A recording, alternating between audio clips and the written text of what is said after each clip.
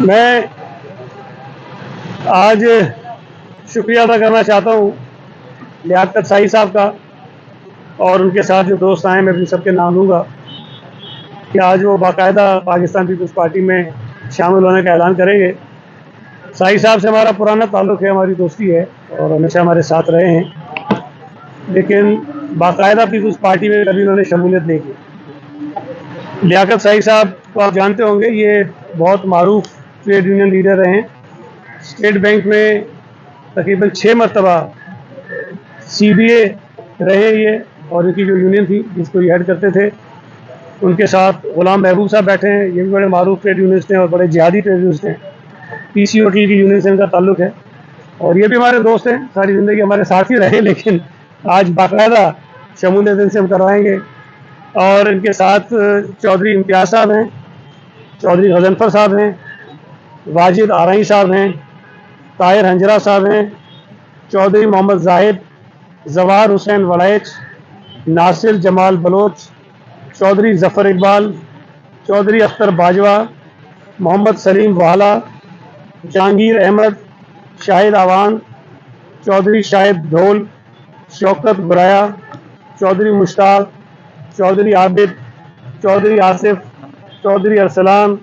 اور شہزاد بندیشہ صاحب جو ہیں یہاں موجود ہیں۔ یہ تمام دوست جو ہیں شاہ فیصل کالونی کے خاص طور پہ مختلف برادریوں سے ان کا تعلق ہے، سماجی سیاسی کاروباری شخصیات ہیں۔ ان کا اپنے علاقے میں اور شہر کے مختلف علاقوں میں کافی اثر و رسوخ ہے، اور یہ میں آپ کو بتا دوں سائی صاحب بہت زیادہ لوگوں کو لانا چاہتے تھے، میں نے ان سے گزارش کی کہ جو دوستوں کی تعداد ہے محدود رکھیں تاکہ آسانی کے ساتھ ہم بیٹھ کر آپ سے بات کر سکیں، اور پھر کسی وقت ہم ظاہر ہے کہ تمام دوستوں سے مل لیں گے۔ اور اس میں جو ایک اہم بات بتانے کی ضروری ہے کہ لیاقت سائی صاحب کو پاکستان پیپلز پارٹی نے ٹکٹ بھی دیا ہے۔ جو 11 UCs کے ضمنی الیکشن ہو رہے ہیں ان میں UC 3 ہے شاہ فیصل ٹاؤن کی، جس میں ہمارا اور PMLN کا اتحاد ہے، اور ہماری طرف سے چیئرمین کے کینڈیڈیٹ ہیں لیاقت سائی صاحب، اور PMLN کی طرف سے وائس چیئرمین کے کینڈیڈیٹ ہیں عمران گجر صاحب۔ اور یہ PMLN کے جو سمبل ہے، شیر کا نشان ہے، اس پہ یہ الیکشن میں حصہ لے رہے ہیں اور ہم دونوں مل کر اس الیکشن میں کنٹیسٹ کر رہے ہیں۔ اور میں یقین سے کہہ سکتا ہوں کہ انشاءاللہ تعالیٰ کراچی میں ہم کئی UC جیتیں گے ان 11 میں سے، لیکن یہ جو UC ہے شاہ فیصل ٹاؤن کی UC 3، اللہ نے چاہا تو یہ 100% پاکستان پیپلز پارٹی اور PMLN جو ہے وہ کامیابی اس میں حاصل کرے گی۔ میں گزارش کروں گا وقار بھائی سے تھوڑی سی وہ بات کر رہے ہیں، پھر لیاقت سائی صاحب تھوڑی مختصر بات کریں گے، پھر اس کے بعد آپ کے سوال جواب لیں گے۔ بسم اللہ الرحمن الرحیم۔ سیکرٹری صاحب نے آپ کو بتایا لیاقت سائی صاحب کے بارے میں۔ لیاقت سائی صاحب سے ہمارا ایک برسہ برس کا ایک تعلق ہے۔ یہ ترقی پسند مزدور تحریک سے وابستہ رہے ہیں اور جتنی بھی مزدور تحریکیں چلی ہیں اس کا یہ حصہ رہے ہیں، اور ہمیشہ جنرل مشرف کے دور میں خاص طور پر انہی نے بھرپور طریقے سے جو ہماری تحریک تھی جمہوریت کی بحالی کی اس میں بھی حصہ لیا۔ اور یہ جیسے سید غنی صاحب نے بتایا کہ 6 مرتبہ اسٹیٹ بینک یونین جو CBA یونین تھی اس کے یہ سمجھے کہ ڈبل ہیٹرک کی انہوں نے، اور 6 دفعہ یہ اس کے صدر رہے۔ ان کا بڑا سماجی اور سیاسی کام بھی ہے، مزدوروں میں بھی ایک بہت بڑی آواز ہے یہ۔ تو ہماری بہت عرصے سے ان سے بات چیت بھی چل رہی تھی کہ یہ پیپلز پارٹی کیونکہ یہ سرکاری ملازم تھے اس لیے کسی سیاسی جماعت کا حصہ یا عہدہ نہیں لے سکتے تھے، اسے ریٹائرمنٹ کے بعد آج یہ باقاعدہ طور پہ ہمارا حصہ ہیں، اور پاکستان پیپلز پارٹی نے UC 3 شاہ فیصل ٹاؤن سے ان کو جو ہے چیئرمین کے سیٹ پر ان کو نامزد کیا، جہاں ہمارا پاکستان مسلم لیگ نون کے ساتھ اتحاد ہے، وہاں لڑ رہے ہیں۔ اور یہ جو سیٹ الیکشن خالی ہوئی ہے کہ پاکستان پیپلز پارٹی کے امیدوار لیاقت سائی کا انتقال ہو گیا تھا، جس کی وجہ سے یہ الیکشن ہمارا وہاں ملتوی ہو گیا تھا۔ تو انشاءاللہ ان کے ساتھ جو دوست آئے ان سب کو اپنا لیاقت سائی صاحب کو ہم پاکستان پیپلز پارٹی میں کہتے ہیں، اور اس طرح ان کی شمولیت سے اور ان کے دوستوں کی شمولیت سے انشاءاللہ پاکستان پیپلز پارٹی کو طاقت ملے گی۔ اس کا پیغام اور بلال بھٹو زرداری صاحب پہ اور آصف زرداری صاحب پہ جو انہوں نے آج اجتماع کا اعزاز کیا ہے اور یہ شامل ہوئے ہیں، تو ان سے انشاءاللہ جہاں پہ بالکل ہوں اور اوورال پورے کورنگی میں اور کراچی شہر میں بھی کافی مضبوط ہو گئے، ان کے دوستوں کی وجہ سے مضبوط ہو گئے، تمام دوست جو ہیں وہ مضبوط تحریک کے ساتھی بھی ہیں، تو ان شاء اللہ ہم ان کے ساتھ مل کے یہ جدوجہد آگے بڑھائیں گے، اور ان شاء اللہ آپ دیکھیں گے کہ پاکستان پیپلز پارٹی نے پہلے ہی جو ہے وہ کراچی شہر میں لارجسٹ پارٹی کے طور پر وجہ سے انسان دیں گے، ان شاء اللہ یہ نہیں چلتی، ان شاء اللہ پاکستان پیپلز پارٹی جب کامیابی حاصل کرے گی تو ان شاء اللہ آپ دوستوں کے جتنے بھی دوست ہیں میئر سے صابن سے آئندہ جو میئر ہوگا ان شاء اللہ آنے والے چند ہفتوں کے اندر وہ بھی پاکستان پیپلز پارٹی کا ہوگا۔ میں ڈاکٹر صاحب سے بات کروں گا، میں گزارش کروں گا ڈاکٹر صاحب سے بات کروں۔ بسم اللہ الرحمن الرحیم۔ میں سب سے پہلے تو بلاول بھٹو زرداری صاحب کا، چیئرمین پاکستان پیپلز پارٹی، حدیث ریال دارپور صاحبہ کا، میاں ربانی صاحب کا، سعید غنی بھائی کا، وقار بھائی کا، باقی جتنے میرے پیپلز پارٹی کے دوست ہیں ان کا بےحد مشکور ہوں کہ انہوں نے پاکستان پیپلز پارٹی میں ہمیں دعوت دی، اور ہم سمجھتے ہیں کہ ہمارا برسہ برس کا ایک جدوجہد کا ایک ساتھ ہے، چاہے وہ جمہوریت کی بحالی ہو، چاہے وہ آزادی اظہار رائے ہو، چاہے وہ عدلیہ کی ریسٹوریشن ہو، ہم تمام طبقات کے لیے ہمیشہ جوائنٹلی جدوجہد کرتے رہے ہیں۔ اب ہم چونکہ پریکٹیکلی ہم سمجھتے ہیں کہ اس کراچی میں بہت اشد ضرورت ہے کہ تمام وہ ترقی پسند لوگ اور وہ طبقات جو ہیں کراچی کے ایک پلیٹ فارم پہ آ کے پیپلز پارٹی کے ساتھ کھڑے ہوں، تاکہ کراچی کو جو کھنڈرات بنا دیا گیا ہے، جو کراچی کے مسائل کا ایک گڑھا بنا دیا گیا ہے، اس سے ہم نکالیں۔ آپ کو یاد ہے کہ گزشتہ ہفتے بلاول صاحب نے رانی کے پروگرام میں کہا تھا کہ کراچی میں کبھی میئر پیپلز پارٹی کا نہیں بنا اور ہمیں تنقید کی جاتی ہے۔ ہم سمجھتے ہیں کہ کراچی کی عوام جو ہے، تمام زبانیں بولنے والے جو ہے وہ پاکستان پیپلز پارٹی کا ساتھ دیں۔ میں یو سی چیئرمین کا الیکشن میں سمجھتا ہوں کہ وہ میرے اس جدوجہد کے مطابق نہیں تھا، لیکن جو پولیٹیکل ورکر ہوتا ہے وہ یہ سمجھتا ہے کہ اگر آپ گراس روٹ پہ جہاں لوگوں کے مسائل ہوں، ہمارے ہاں 15 سالوں سے یو سی میں جماعت اسلامی کے لوگ منتخب ہوتے رہے ہیں، کبھی کسی برادری کی چھتری لے کے، کبھی کسی پولیٹیکل پارٹی کی چھتری لے کے، انہوں نے پورا علاقہ کھنڈرات بنا دیا جو ہے۔ تو ہمیں اس بات کے اوپر علاقے کی برادریوں نے، پاکستان مسلم لیگ نون نے، پاکستان پیپلز پارٹی کا میں بہت مشکور ہوں کہ انہوں نے مجھے چیئرمین کے لیے نامزد کیا ہے، اور ہم چاہیں گے کہ کراچی کی یو سی شاہ فیصل 3 جو ہے وہ رول ماڈل کی آواز کراچی میں بنے۔ وہ جو 11 یو سی کا الیکشن ہونے جا رہا ہے، وہاں کی عوام سے بھی میں اپیل کرنا چاہتا ہوں کہ وہ پاکستان پیپلز پارٹی کو ووٹ دے، تاکہ پاکستان پیپلز پارٹی کا میئر بنے، اور پھر اگر 4 سال پاکستان پیپلز پارٹی ڈیولپ نہ کرے تو پھر آپ ہم سے پوچھیے گا کہ آپ نے کیا کیا ہے۔ تو میں اس کے ساتھ ہی جو ہے میری جو ٹیم، آج میرے جو دوست آئے ہیں، کوئی مسلح پارٹیوں سے تعلق رکھتے ہیں، کوئی برادریوں سے تعلق رکھتے ہیں، کوئی سوشل ورکر ہیں، میں ان کا بےحد مشکور ہوں۔ یہ اپنی جگہ پہ بہت ان کے پیچھے ایک بڑا اچھا خاصا ایک ووٹ ہے جو اپنا تعلق رکھتے ہیں۔ آج انہوں نے جو ہے گرین ٹاؤن کی آبادی آپ کو پتا ہے بڑی ایک یونیک قسم کی آبادی ہے، اور اس سے لوگوں کا آنا جو ہے میں سمجھتا ہوں کہ ایک پاکستان پیپلز پارٹی کے لیے بھی ایک بڑا گڈ سائن ہے۔ خاص طور پہ محبوب کا بھی شکریہ ادا، محبوب کی جدوجہد آپ کے سامنے ہے، آمرانہ دور ہو، پولیٹیکل پارٹیوں کے دور ہو، لیکن پی سی کی جدوجہد نے ہمیشہ محنت کشوں کا علم جو ہے وہ بلند رکھا ہے، اس کا کریڈٹ جو ہے وہ غلام محبوب کو جاتا ہے۔ تو ہم سمجھتے ہیں آج پریس کانفرنس جو ہے وہ پاکستان کی ٹریڈ یونین کے طبقات کو، سندھ کے تمام محنت کشوں کو، ان ہاریوں کو، کسانوں کو، اور کراچی کے تمام متوسط طبقے کے لیے ہمارا پیغام ہے کہ آئیں مل کے ہم جدوجہد کرتے ہیں۔ ہم نے ہمیشہ جدوجہد جو ہے آئین کی بالادستی کے لیے کی ہے، رول آف لا کے لیے کی ہے، آزادی اظہار رائے کے لیے اور بنیادی حقوق کی ریسٹوریشن کے لیے کی ہے، اور میں سمجھتا ہوں کہ اس سے زیادہ پاکستان پیپلز پارٹی کے منشور اس سے زیادہ کسی اور پارٹی کا ہے نہیں ہے۔ اس لیے پاکستان پیپلز پارٹی اور ہمارا ذہنی طور پہ چونکہ ہم آنگی ہے، اس لیے ہم سمجھتے ہیں کہ پیپلز پارٹی کا بیسٹ فار پیپل جو ہے اس کے رائٹ کو ریسٹوریشن کرنے کے لیے۔ تھینک یو آپ نے جو کیا کہیں گے کہ آپ کے جو خاص طور پہ آپ رہے ہیں میری نظر آپ کی جوڈیشل ایکٹیویزم سے کیا کہیں گے جا رہا ہے دیکھیں، ایک تو یہ بڑی بدقسمتی رہی ہے ہمارے ملک کی کہ جہاں بہت سارے ادارے اپنے دائرے سے نکل کر دوسرے اداروں کے دائروں میں مداخلت کرتے ہیں، اس میں عدالت بھی کسی سے پیچھے نہیں رہی. یہاں افتخار چودھری، گلزار احمد، ثاقب نثار جیسے چیف جسٹس جب گزرے، اور بھی کئی ہیں کہ جنہوں نے اس ملک کی جمہوریت کو ناقابل تلافی نقصان پہنچایا ہے، اور انہوں نے اس ملک کے اداروں کو کمزور کرنے میں کوئی کسر نہیں چھوڑی. لیکن اس وقت جو صورتحال ہے وہ بہت افسوسناک ہے، اور صرف سیاسی جماعتیں نہیں، صرف میڈیا میں نہیں، بلکہ عدالت میں بیٹھے ہوئے معزز ججز جو ہیں وہ بھی اپنے خدشات کا اظہار کر رہے ہیں، اور نہ صرف خدشات کا اظہار کر رہے ہیں بلکہ عدالتی فیصلوں کے ذریعے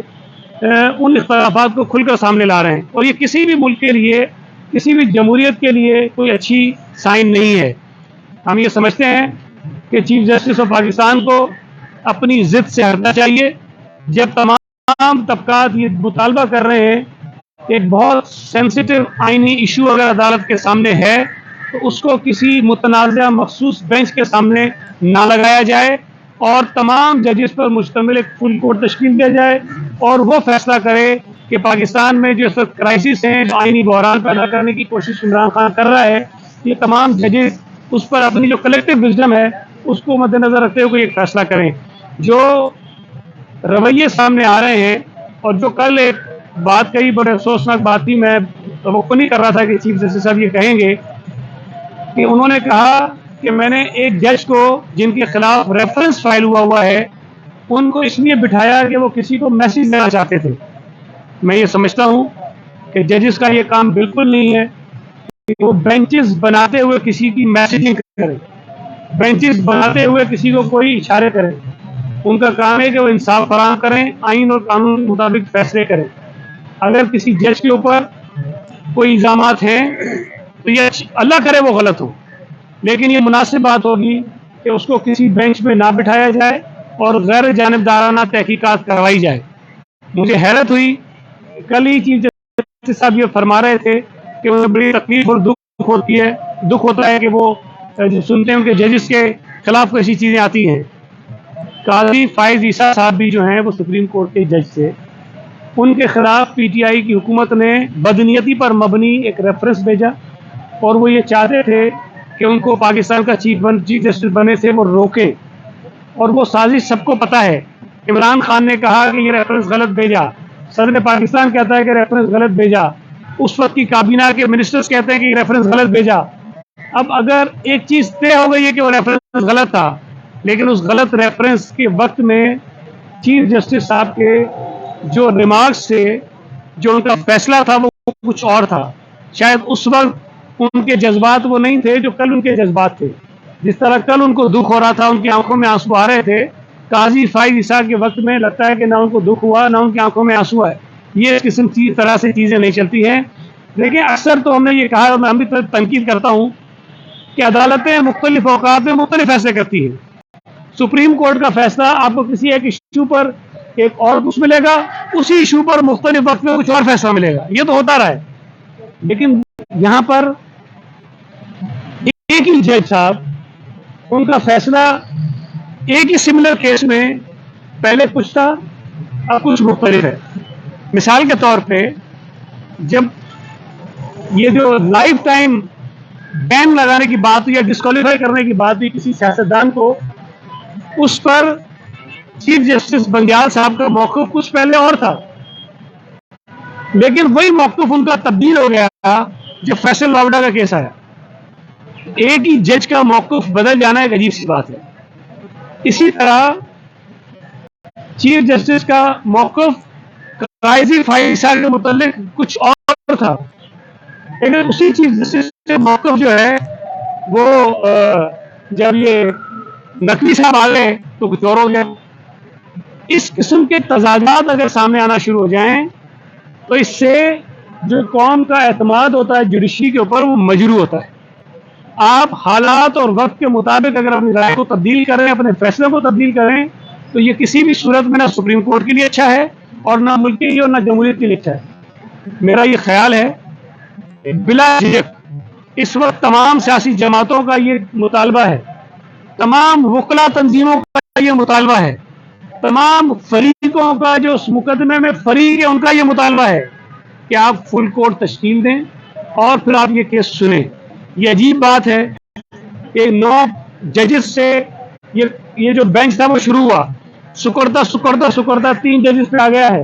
اور ان 3 ججز میں بھی ایک جج وہ ہے جس نے خود اپنے آپ کو اس بینچ سے پہلے الگ کیا ہوا ہے, اور اس نے کہا تھا کہ میں یہ کیس نہیں سن سکتا, مجھے نہیں سننا چاہیے, اور آج اس جج کو آپ بٹھا کے یہ کیس سن رہے ہیں. تو میں یہ سمجھتا ہوں کہ نامناسب بات ہے. اس سے عدلیہ مزید متنازع ہوگی, عدالتی فیصلہ جو بھی آئے گا وہ مزید متنازع ہوگا, اور جو اس کی توقیر ہے لوگوں کی نظر میں اس کو نقصان پہنچے گا. جنوری میں الیکشن میں کراچی میں لیکن اپریل چل رہا ہے, کراچی کا میئر ابھی تک نہیں آ سکا. ایک تو یہ دوسری بات یہ کہ وہ الیکشن تو ابھی تک 10 سے زیادہ یونین کمیٹی کے نتائج نہیں دے سکی ہے, وہی کہہ رہا ہے یونین کمیٹی میں ابھی وہ کرانے جا رہی ہے. دیکھیں یہ بڑا ایک آپ کا اچھا سوال ہے, اور میں نے بھی یہ پریس کانفرنس پچھلے دنوں بھی کی تھی, اور میں دوبارہ اس سوال کو دہراتا ہوں کہ مجھے الیکشن کمیشن کو ایک سبب بتا دے, ایک وجہ بتا دے کہ یہ وجہ تھی جس کی بنا پر یہ 11 یونیورسٹیز کا الیکشن ہم نے جنوری میں نہیں مارچ میں اس کو شروع کیا. لیکن ہمارا تو کہنا یہ ہے کہ ان 11 یونیورسٹیز کا الیکشن میئر کے الیکشن کے بعد ہونا چاہیے, اصولی طور پہ, اخلاقی طور پہ, قانونی طور پہ. لیکن چلیں الیکشن کمیشن یہ سمجھتا ہے کہ نہیں میئر کے الیکشن سے پہلے یہ 11 یونیورسٹیز کا الیکشن ہونا چاہیے. اگر ان کا یہ خیال تھا تو 15 جنوری کو کراچی شہر میں بلدیاتی الیکشن ہوئے تھے, 17 کو, 18 کو, 19 کو, 20 کو یہ 11 یونیورسٹیز کا شیڈیول آ سکتا تھا, اور فروری کے مہینے میں یہ 11 یونیورسٹیز پر الیکشن ہو سکتا تھا. کوئی ایک وجہ بتا دیں کہ یہ جنوری میں شیڈیول کیوں نہیں آیا, اور یہ 2 مہینے کے بعد انہوں نے شیڈیول کیوں جاری کیا ہے. یہ جو تاخیر ہوئی ہے اس تاخیر کا سبب کیا ہے اور اس کی وجہ کیا ہے, کوئی وجہ آپ کو نہیں ملے گی, لیکن بہرحال الیکشن کمیشن اس کا جواب دے. دوسری بات کہ یہ روایت بہت غلط ہے کہ اگر کچھ سیٹیں خالی رہ جاتی ہیں تو ان خالی رہ جانے والی سیٹوں کی وجہ سے اگر آپ میئر کا الیکشن روکیں گے, چیف منسٹر کا الیکشن روکیں گے, پرائم منسٹر کا الیکشن روکیں گے, اسپیکر قومی اسمبلی یا نیشنل اسمبلی کا الیکشن روکیں گے, تو اس ملک میں آگے چل کر آئینی بحران پیدا ہونے کے خدشات ہیں. اگر قومی اسمبلی اور صوبائی اسمبلی کی سیٹیں کوئی 4-5 خالی رہ گئی اور آپ نے الیکشن کرا دیے, اور جو جماعتیں جیت کر آتی ہیں ان میں جو فرق ہے سیٹوں کا وہ 1 یا 2 سیٹوں کا اگر فرق ہوا تو وہ جماعت مطالبہ کرے گی کہ پہلے یہ جو رہ جانے والی سیٹیں تھیں اس پہ الیکشن کراؤ, اس کے بعد آپ جو ہے وہ چیف منسٹر کا یا پرائم منسٹر کا الیکشن کرو. اس طرح پرائم منسٹر اور چیف منسٹر کا الیکشن کئی مہینوں تک لٹکا رہے گا, وہ نہیں ہوگا. بہرحال الیکشن کمیشن کی یہ دانش ہے, وہ یہ سمجھتے ہیں کہ انہوں نے ٹھیک کیا, لیکن میں سمجھتا ہوں یہ غلط ہے. جو 10 سیٹوں کی بات کریں, میرا خیال ہے 10 سیٹیں نہیں رکی, اب کم ہے, لیکن وہ ان کو کم جو سیٹیں رہیں کر دینی چاہیے. الیکشن کمیشن کے پاس قانون کے مطابق میکسیمم 60 دن ہوتے ہیں کسی بھی کیس کو اپنے پاس روکنے کے, غلط طریقے سے روکے انہوں نے, لیکن بہرحال 60 دن میکسیمم ہوتے ہیں, اور وہ 60 دن کا جو عرصہ ہے وہ 15 مارچ کو ختم ہو گئے, اور اس کے بعد انہوں نے خیر باقی فیصلے کر دیے ہیں. کوئی 2-4 شاید یونیورسٹیز رہتی ہیں, ان کا بھی فیصلہ کریں, اس کو نوٹیفائی کریں, اس لیے کہ یہ جو کچھ اب ڈیلے ہو رہا ہے یہ غیر قانونی ڈیلے ہو رہا ہے, اور اس کی وجہ سے تشویش پیدا ہو رہی ہے اس علاقے میں جو لوگ منتخب ہو کر آئے ہیں ان کے درمیان اور ان کے ووٹرز کے درمیان, اور یہ میں سمجھتا ہوں مناسب بات نہیں. ایک سیکنڈ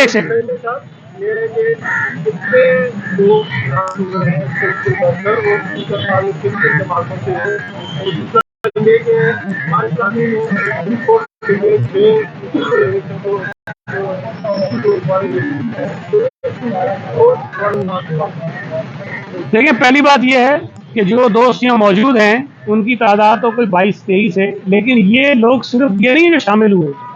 ان کے ساتھ شمولیت کرنے والوں کی تعداد کئی گنا زیادہ ہے. لیکن چونکہ ہم یہاں وہ مجمع لگ جاتا ہے, پھر آپ کو تکلیف ہوتی ہے, ہم نے کوشش کی کہ لوگوں کو کم بلائیں. تو جو ان کے لیڈرز ہیں مختلف برادریوں کے, ہم نے صرف ان کو یہاں بلایا ہے, تعداد اس سے کئی زیادہ ہے. دوسرا جو سوال آپ نے پوچھا وہ اچھا ہے کہ جب یہ 15 जनवरी کو الیکشن ہوئے تو جماعت اسلامی نے کچھ یوسیز کے نتائج پر اعتراض اٹھایا اور الیکشن کمیشن میں ایک درخواست بھیجی کہ جناب ان یوسیز میں جو کنسولیڈیشن ہے اس کو روکا جائے اور اس سے پہلے اس کی ریکاؤنٹنگ کرائی جائے. اور وہ درخواست بھی ہارنے والے امیدواروں نے نہیں کی, جماعت اسلامی کے کسی ایک عہدیدار نے, جو خیر غلط تھی قانون کے مطابق لیکن بہرحال کی. اور ہم نے پہلی پیشی پر ہمارے وکیل نے یہ کہا کہ جو درخواست جماعت اسلامی نے کی ہے, جو ان کی پریئر ہے جس میں وہ کہہ رہے ہیں کہ یہ ریکاؤنٹنگ کرا دیں, وہ پریئر آپ الاؤ کر دیجئے, ہمیں اس پہ کوئی اعتراض نہیں ہے. پہلی پیشی پر بھی ہمارے وکیل نے یہ کنسیڈ کیا, الیکشن کمیشن نے نہیں مانا. دوسری پیشی میں دوبارہ یہ کہا کہ جناب یہ مختلف آپ پیشیاں دیتے جا رہے ہیں, اس کا کوئی فائدہ نہیں ہے, آپ جو یہ کہہ رہے ہیں وہ کرا دیجئے. الیکشن کمیشن نے پھر وہ نہیں مانا, لیکن اس کے اوپر ایک کمیٹی بنائی, اس کمیٹی نے پورا اس کو اسکروٹنائز کیا اور کرنے کے بعد انہوں نے اپنی رپورٹ سبمٹ کی. اس رپورٹ کے آنے کے بعد الیکشن کمیشن نے فیصلہ کیا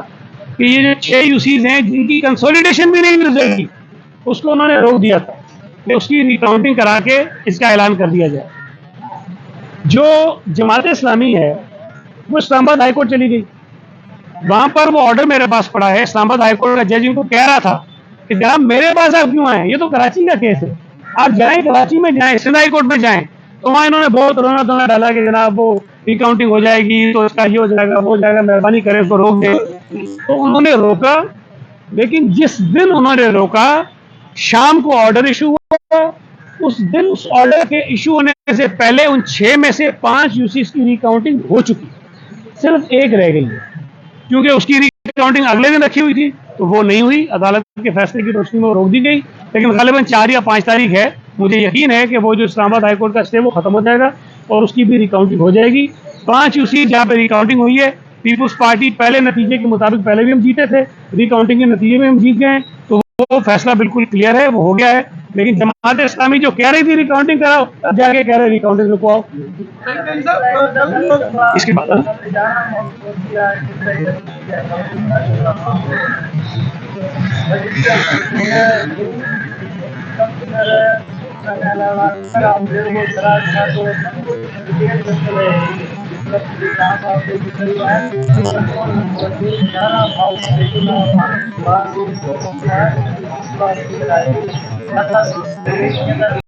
دیکھیں, ایک تو یہ بڑا افسوسناک واقعہ ہوا کل, بے گناہ غریب لوگوں کی جانیں اس میں گئی. لیکن جو دوسرا آپ نے حصہ جوڑا ہے اس کا, ذمہ دار یا حکومت براہ راست نہیں ہے, لیکن بہرحال آپ کہہ سکتے ہیں حکومت کو ذمہ دار ہونا چاہیے, مان لیتے ہیں. لیکن جو یہ واقعہ ہوا اس میں کوئی پرائیویٹ آدمی, کوئی فیکٹری اونر, انہوں نے کوئی زکوٰۃ دینی تھی اپنی, اور اس زکوٰۃ کو دینے کا جو طریقہ کار انہوں نے اپنایا وہ انتہائی غیر ذمہ دارانہ اور نامناسب تھا. انہوں نے کیش پیسے تقسیم کرنے کا اعلان کیا اور وہاں پر لوگوں کو بلایا. وہ بہت چھوٹی سی جگہ تھی, اس چھوٹی سی جگہ میں کئی سو لوگ جو ہے وہ خاص طور پہ عورتیں اور بچے تھے,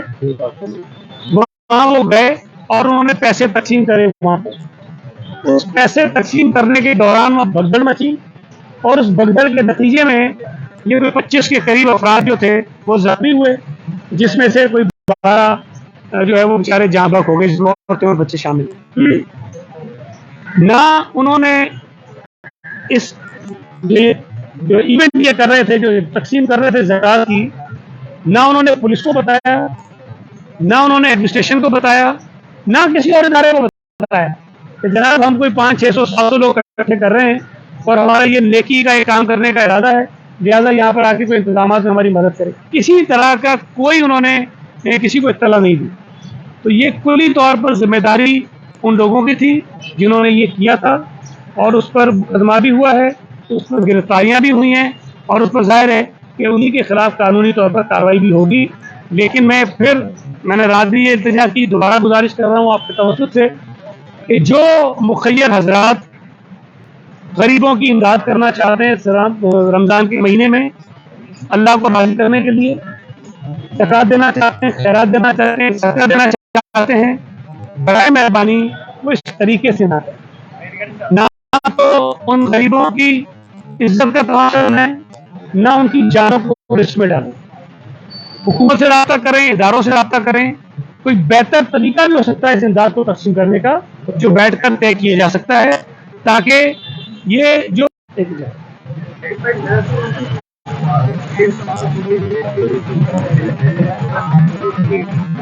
उसके बाद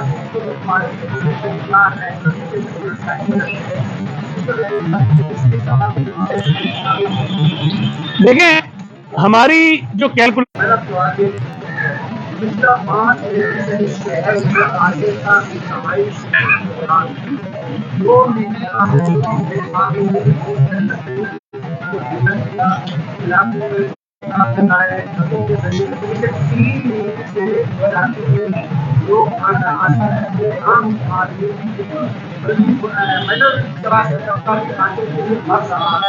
तो 15 अरब रुपए जो आपने सब्सिडी के लिए तो कहाँ जा रहे हैं? देखें, एक तो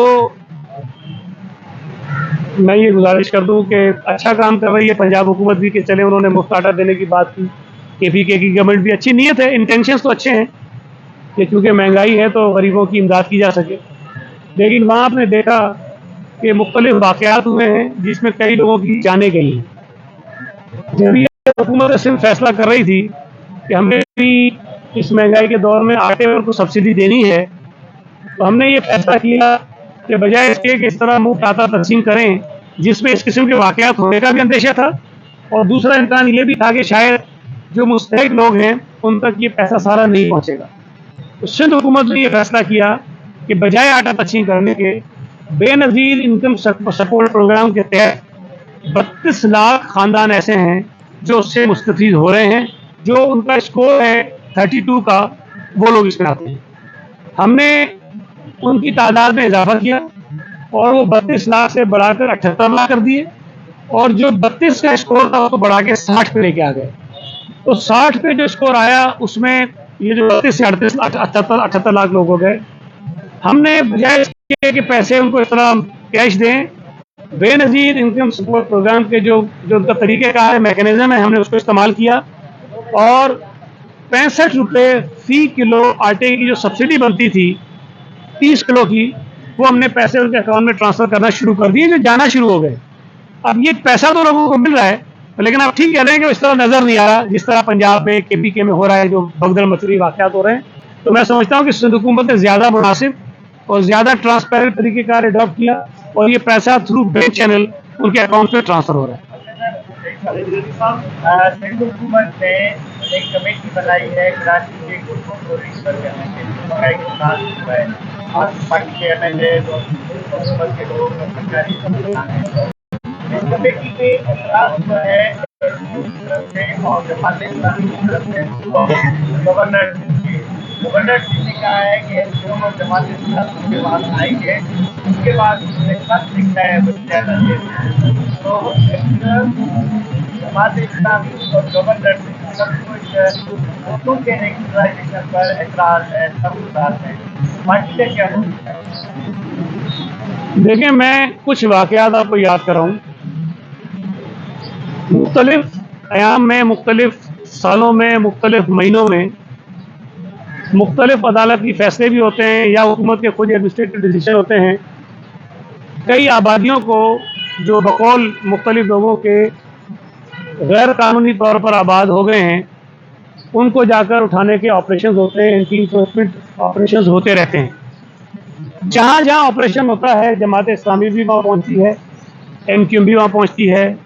बाकी सियासी जमातें भी वहाँ पहुँचती हैं, और ये मुतालबा करते हैं कि यहाँ जो लोग बैठे हैं, गरीब लोग बैठे हैं, इनको बेघर न किया जाए और उनको रेगुलराइज किया जाए। पाकिस्तान पीपल्स पार्टी का और ख़ास तौर पे बिलावल भुट्टो ज़रदारी साहब का ये स्टांस बड़ा क्लियर रहा है कि हम किसी भी तौर पर लोगों को बेघर नहीं करना चाहते हैं, हम उनको मालकाना हुकूक देना चाहते हैं। अब मालकाना हुकूक देने का एक तरीका तो ये है ना कि मैं सुबह उठूँ और जहाँ देखूँ कि जो बैठा है उसको जाकर उसकी ज़मीन के कागजात इशू कर दूँ कि जी आप मालिक बन गए, जो मैं समझता हूँ कि नामुनासिब तरीका है। दूसरा तरीका ये है कि आप मुनासिब तरीके से जो लोग यहाँ आबाद हुए हैं उनकी तहकीक करें, उनके डॉक्यूमेंट चेक करें, उस बात को यकीनी बनाएं कि ये किसी प्राइवेट लैंड पर नहीं बैठे हैं। ये जो बैठे हैं ये ज़मीन इस काबिल है कि उसको रेगुलराइज किया जा सकता है, उनको मालिकाना हकूक दिए जा सकते हैं। एक प्रोसेस से अडॉप्ट करें और कानूनी तरीके से उनको मालिकाना हकूक दे दें। मैं ये समझता हूँ कि हुकूमत सिंध ने एक मुनासिब तरीका इख्तियार किया है। अगर इस पर किसी को भी एतराज़ है, कोई फर्द हो, कोई सियासी जमात हो या कोई सरकारी ओहदे पर फाइज जिम्मेदार आदमी हो, वो उससे रुजू कर सकते हैं, उसको बता सकते हैं कि जनाब ये ज़मीन जो आप रेगुलाइज करने जा रहे हैं या जिनको मालिकाना हकूक देने जा रहे हैं, ये ज़मीन जो है फलां आदमी की है, प्राइवेट प्रॉपर्टी, इसको ना दें। वो नहीं होगा काम। लेकिन एक अच्छे काम को जिसके नतीजे में लाखों लोग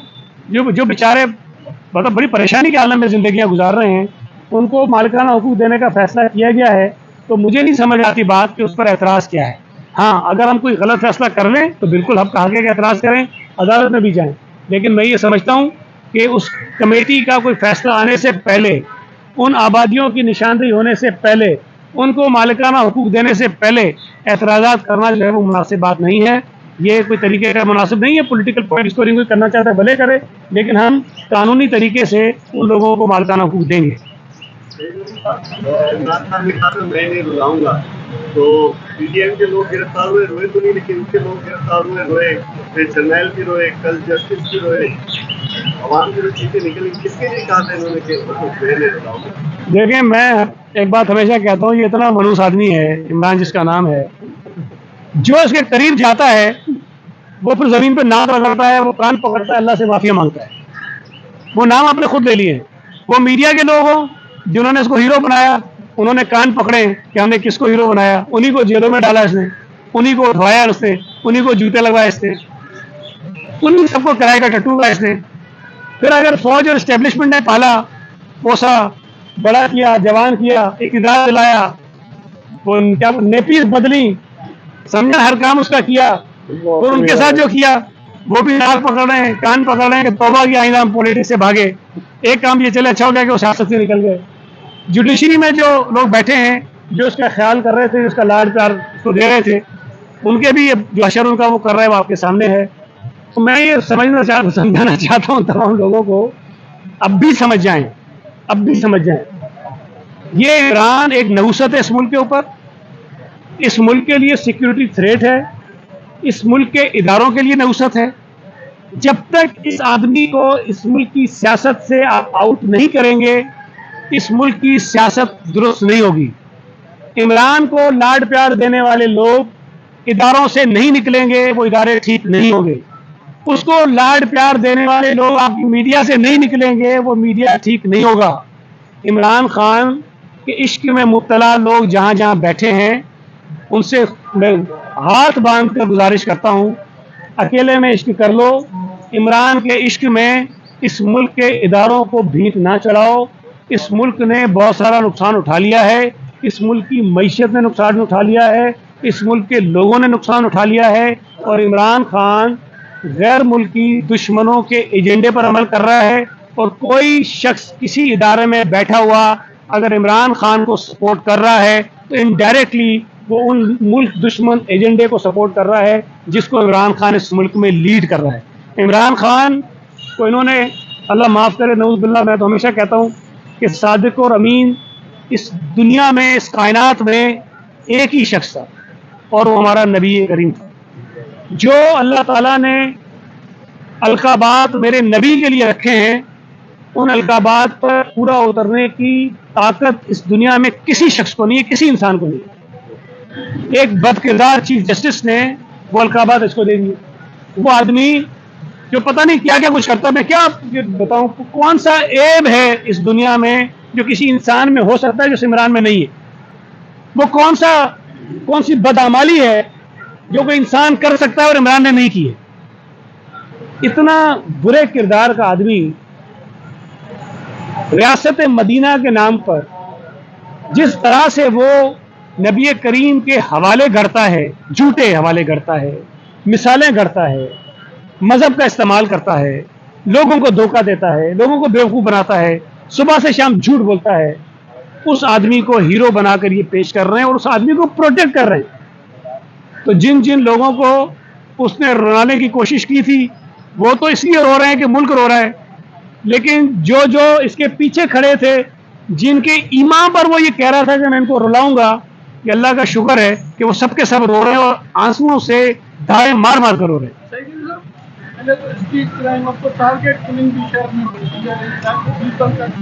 पुलिस कहाँ है, कहाँ नजर आ रही है आपको, कैरी वे और उधर जा रही है, क्या कहेंगे? देखिए बड़ो, ये खैर किसी की भी जान जाए बड़े अफसोस की बात होती है, किसी भी अंदाज में जाए बड़ी अफसोस की बात होती है, लेकिन बदकिस्मती से हमारे मुल्क में इस किस्म के वाक़यात होते रहते हैं। लेकिन जब ये वाक़यात होते हैं तो हमारा ज़ाविया शायद किसी और तरफ चला जाता है, लेकिन जब वो केसेस सॉर्ट आउट होते हैं तो चीज़ें कुछ और निकलती हैं। हैदराबाद में भी एक डॉक्टर का कत्ल हुआ था, गैर मुस्लिम हिंदू डॉक्टर का, लेकिन उसके भी केस हल हुआ और पता चला कि उसके अवामिल कुछ और थे। इसी तरह एक आलिम दीन का भी कत्ल हुआ कुछ अर्सा पहले, वो केस भी सॉर्ट आउट हुआ, पता चला कि उसके पीछे भी अवामिल कुछ और थे। और ये डॉक्टर साहब का भी जो हुआ है, अब ज़ाहिर है कि उसकी तो जान चली गई डॉक्टर साहब की, उसका तो कोई वापसी का हम नहीं कर सकते बंदोबस्त, लेकिन मैं ये उम्मीद ज़रूर करता हूँ कि पुलिस इस कत्ल को भी उसको सॉर्ट आउट करेगी और जो भी इसमें मुलविस हैं उनको ज़रूर लोगों के सामने भी लाएगी, उनको सज़ा भी देगी।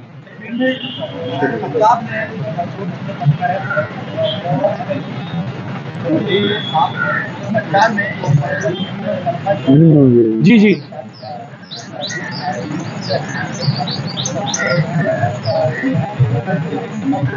जी जी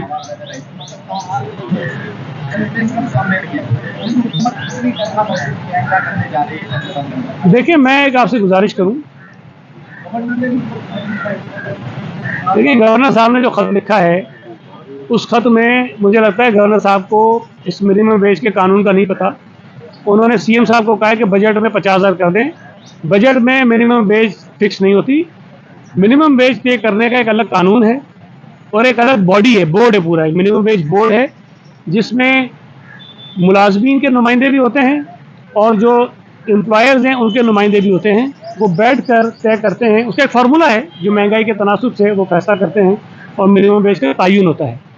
हमने उस पर काम शुरू कर दिया है और वो मिनिमम वो वेज बोर्ड जो है अपनी सिफारिशात फिर हुकूमत को भेजता है, फिर हुकूमत कानून के मुताबिक या तो उसकी मंजूरी देती है या उसको वापस भेजती है रिव्यू के लिए कि नहीं हम इससे मुतमईन नहीं है, इसको बढ़ाएं कम करें, जो भी हुकूमत का एक नुक्ता नज़र होता है वो करता है। तो हम उस कानून के मुताबिक इंशाअल्लाह ताला इस मिनिमम वेज में इजाफा करेंगे, लेकिन मेरे लिए अभी बैठ के ये कहना कि वो कितनी होगी मैं समझता हूँ मुनासिब नहीं है। ये उस बोर्ड का इख्तियार है, उसको ये फैसला करने दें, लेकिन 25,000 रुपये जो मिनिमम वेज है उसमें इजाफा ज़रूर होगा। अब कितना होगा वो बोर्ड जब सिफारिशात भेजेगा फिर उसके मुताबिक उसको हम आगे बढ़ाएंगे। बहुत शुक्रिया।